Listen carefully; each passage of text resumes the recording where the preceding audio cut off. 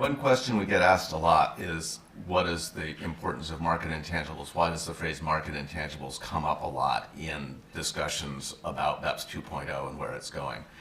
This really comes from a broad concern that current rules do not attribute enough profit of a multinational enterprise to the market jurisdictions, to where their customers are located. This has, in some sense, two flavors to it. In the case of highly digitalized business models, such as, for example, a social media company, this is the idea that there should be taxing rights in a country where they have many users,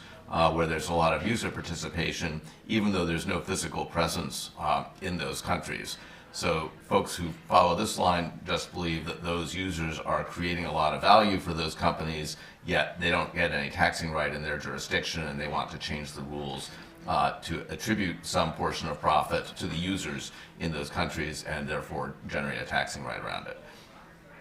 This fits into, is complementary to really a broader concern that has been out there, which is,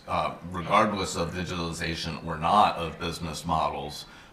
the view that access to the large customer base in a country is very important to generation of profits, and that the profits associated just with the customer base, with local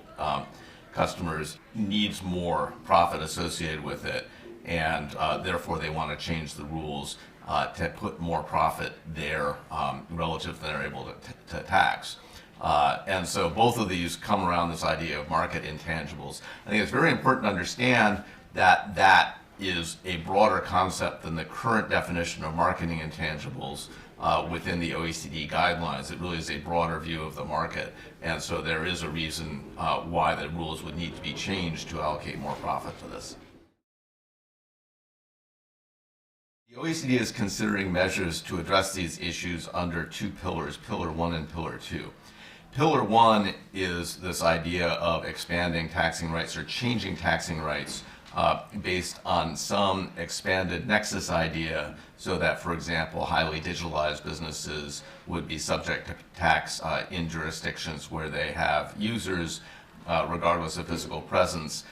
as well as adjusting the determination of how much profit is taxable in market jurisdictions. Pillar 2 is more of a minimum tax concept to look at the overall tax paid by a company, looking at the amount of income it records in very low tax jurisdictions, and putting in measures to mitigate that, such as a global minimum tax, which might be like the GILTI regime in the US, as well as potentially some sort of base erosion provision similar to the US BEAT.